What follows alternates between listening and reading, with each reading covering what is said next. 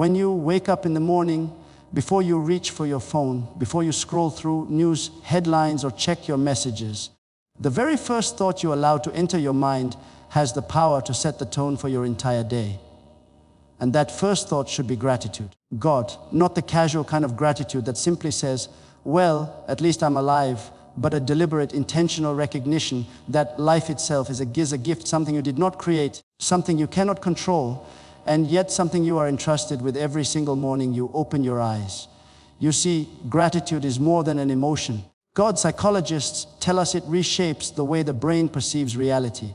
A grateful heart literally rewires the nervous system to look for what is good, what is hopeful, what is possible. God, and spiritually, gratitude is one of the most profound forms of worship. God, because it takes your eyes off of what you don't have and centers them on the one who gave you what you do have. Gratitude lifts your vision from your problems to your provider. That shift changes everything. Think for a moment about how many people woke up this morning burdened with anxiety, fear, or regret. Their first thought was not gratitude, but dread. Another day at a job they hate, another reminder of a broken relationship, another burden of financial strain. God, but here's the truth. What you choose to dwell on when your feet hit the floor will either enslave you to yesterday's troubles or free you to embrace today's opportunities. And the dividing line is gratitude. It's easy to confuse gratitude with denial, as though being thankful means ignoring the hard realities of life. God, but gratitude does not erase struggle, it reframes it. When you tell yourself each morning, I am blessed to see this day, you're not pretending everything is perfect. Of God, you're declaring that despite imperfection, life is still worth living and God is still worthy of trust. That declaration is powerful of God because it reshapes how you respond to whatever comes next. Let me put it in practical terms.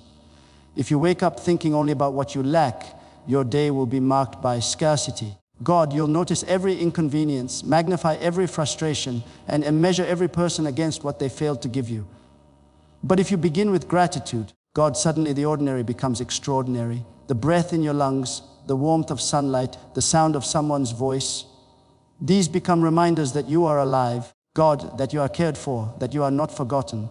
Gratitude transforms the ordinary into the sacred. Philosophers throughout history understood this principle. The Stoics, God, for example, practiced the art of morning reflection, reminding themselves that every day was an unearned opportunity. They called it memento mori, remembering mortality, not in a morbid sense, but as a way of sharpening their awareness that life is fragile, fleeting, and therefore precious. Scripture goes even further, urging us to number our days so that we may gain a heart of wisdom. Gratitude is not just psychological hygiene, it is wisdom in practice. And perhaps the most remarkable thing about gratitude is how contagious it is. A grateful person is a life-giving presence. Their words carry encouragement instead of complaint. God, their attitude lifts others instead of weighing them down. Just imagine what would happen if every person in this room decided that tomorrow morning, before they did anything else, God, they would stop and thank God for one specific blessing in their life. That single act could ripple outward, influencing spouses, children, co-workers, even strangers you pass on the street. Gratitude multiplies itself in ways you may never see. So tomorrow morning, when you open your eyes, God, don't begin with what you wish were different. Begin with gratitude for what already is. Say to yourself with conviction, God, I am blessed to see another day. Let that thought sink in, let it shape your posture, and let it guide your steps. Because when gratitude becomes the starting point, God, the rest of your day takes on a different color, a different weight, a different meaning. And here is the simple truth I want you to carry with you. God, the difference between a day wasted and a day well lived begins with one decision. Will I complain or will I give thanks? When you wake up and look in the mirror, God, before you measure yourself by the wrinkles you see, the responsibilities that weigh on you, or the failures that still echo in your memory, remind yourself of this unshakable truth. God, you are a child of God. That single affirmation can alter the entire course of your day, because identity determines behavior. Who you believe yourself to be will shape how you act, how you react, and how you endure. If you begin each morning uncertain of who you are, you will spend the rest of the day chasing approval, performance, and validation. But if you begin with the clarity that you are known, loved, and chosen by God, you step into the world already complete. Psychologists often talk about the crisis of identity in modern culture. People are trying to anchor their worth in careers, possessions, relationships, or even the number of followers on a screen, but those are fragile anchors. They shift, they fade, they disappoint. And when they collapse, so does the sense of self. That's why beginning the day with this affirmation, I am a child of God, is more than positive thinking.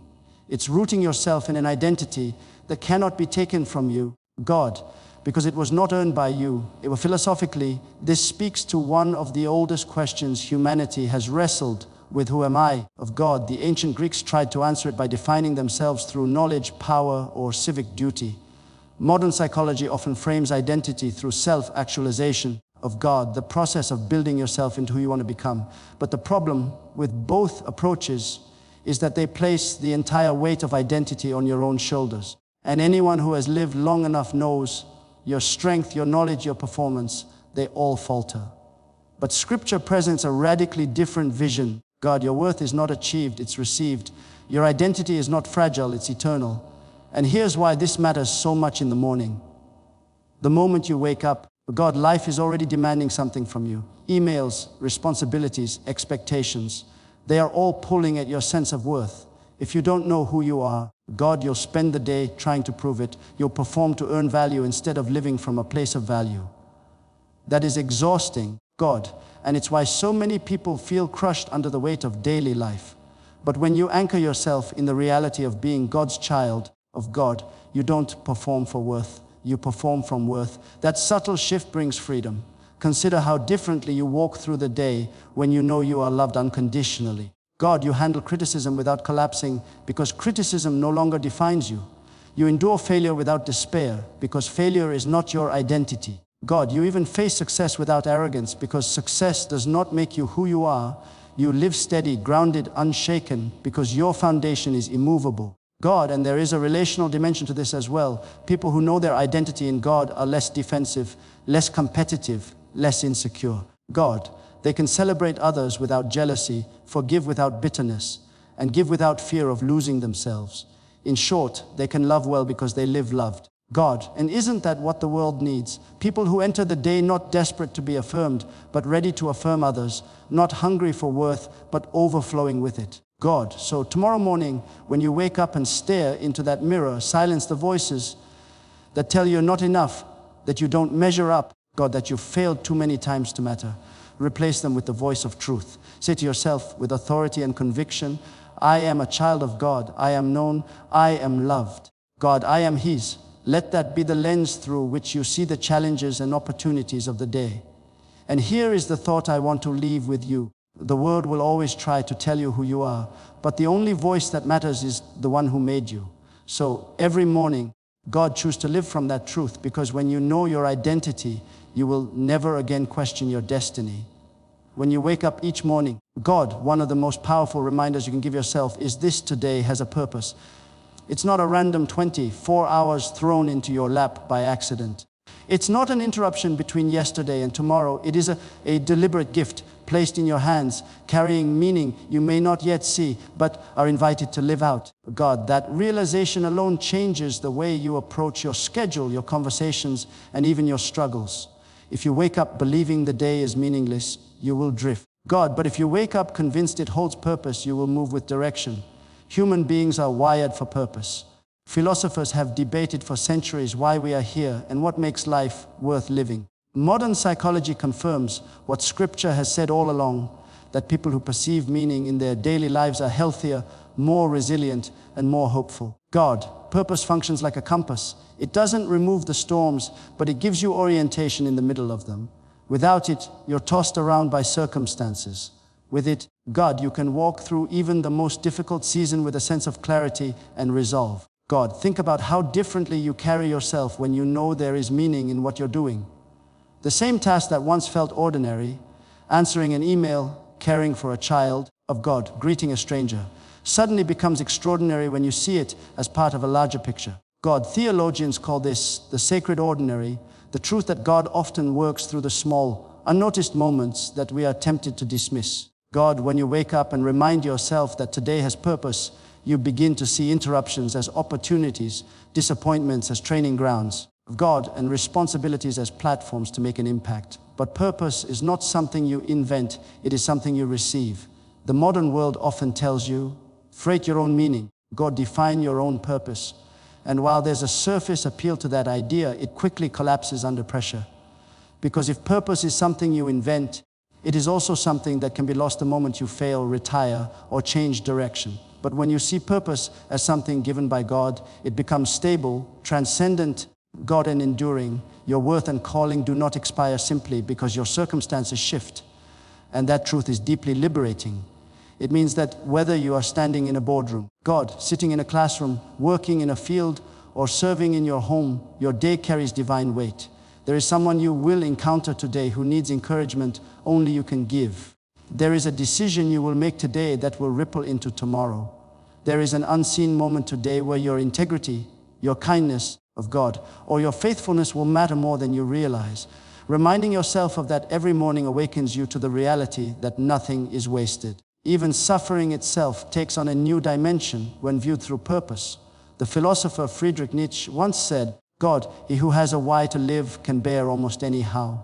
People can endure unimaginable hardship if they believe there is meaning in it, of God. That's why reminding yourself each morning that today has purpose is not just motivational, it's essential. It steadies you against despair, lifts you above apathy, God, and strengthens you against distraction. So tomorrow morning when you open your eyes, don't simply think, here's another day to get through. Instead, tell yourself, this day has been entrusted to me for a reason. Walk into it with expectancy, not indifference. Look for the divine assignment hidden in the ordinary rhythm of your life. God, because when you live each day as though it carries purpose, you won't just survive it, you will fulfill it. And here is the truth I want you to carry with you. No day is wasted, God, and no moment is meaningless when you believe your life is guided by a greater purpose. Every morning when you rise, you are faced with a choice, though most people don't consciously realize they are making it. That choice is whether you will walk into the day governed by fear or guided by faith. Fear is subtle. God, it doesn't always come roaring in as terror. Sometimes it whispers in the form of worry, hesitation, or doubt. It tells you to play it safe, to hold back, to shrink from opportunities because something might go wrong. Faith, on the other hand, is bold. God, it lifts your gaze beyond what is uncertain and reminds you that God is already ahead of you, working in places you cannot see. That's why one of the most powerful affirmations you can declare each morning is this: today, I choose faith over fear. Now, fear is not always irrational. In fact, God, it's hardwired into us as a survival mechanism. Psychologists explain that fear alerts us to danger, keeps us cautious, and sometimes even saves our lives. But here's the problem. Most of the fears we carry into our mornings are not life-threatening. They are psychological fears: fear of failure, fear of rejection, fear of the unknown. God, and those fears, left unchecked, do more than protect us. They paralyze us. They keep us from stepping into the very opportunities and callings that give our lives meaning. God, fear may feel like a shield, but more often it is a chain. Faith is the force that breaks that chain. Not blind optimism, not wishful thinking, God, but a settled conviction that God is greater than the obstacles in front of you. God, faith shifts the narrative from what if everything goes wrong to what if God shows up in ways I never imagined.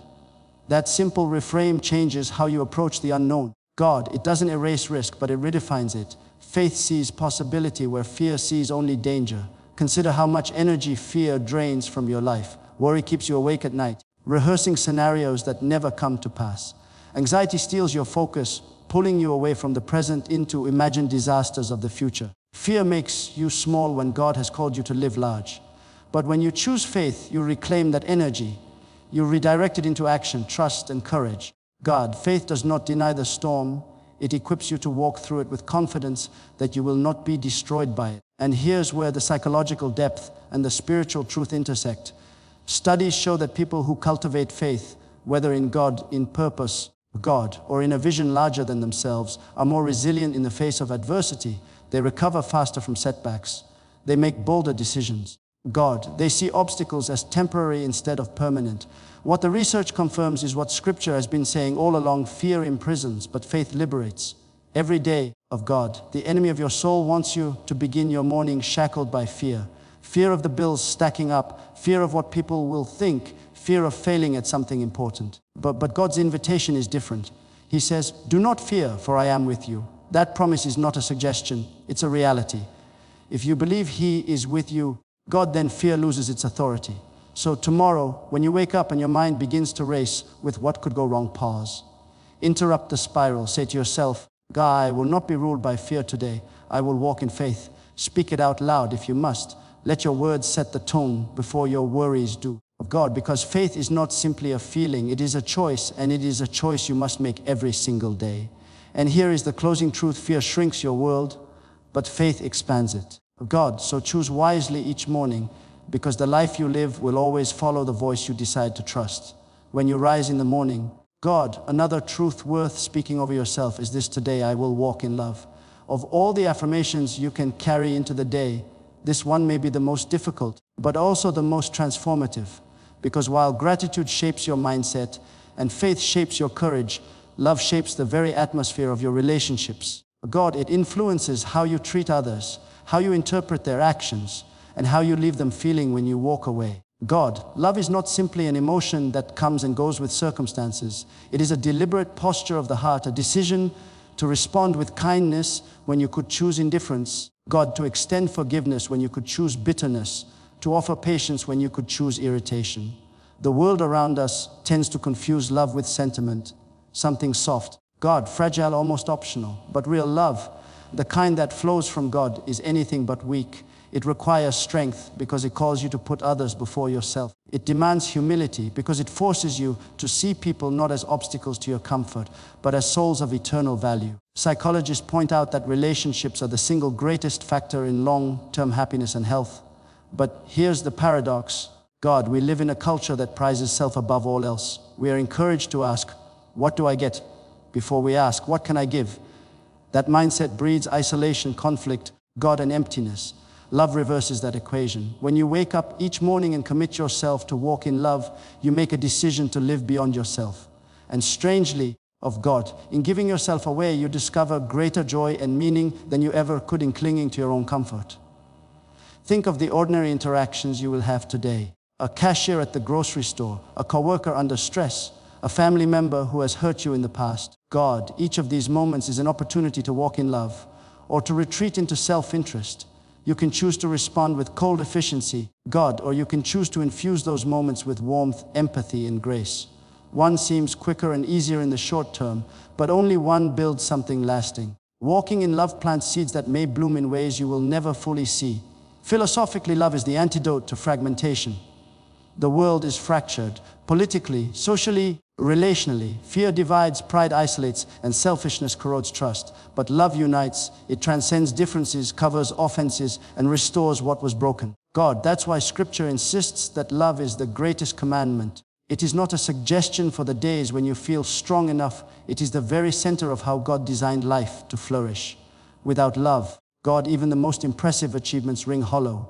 Of course, walking in love does not mean you ignore wrongs or accept injustice.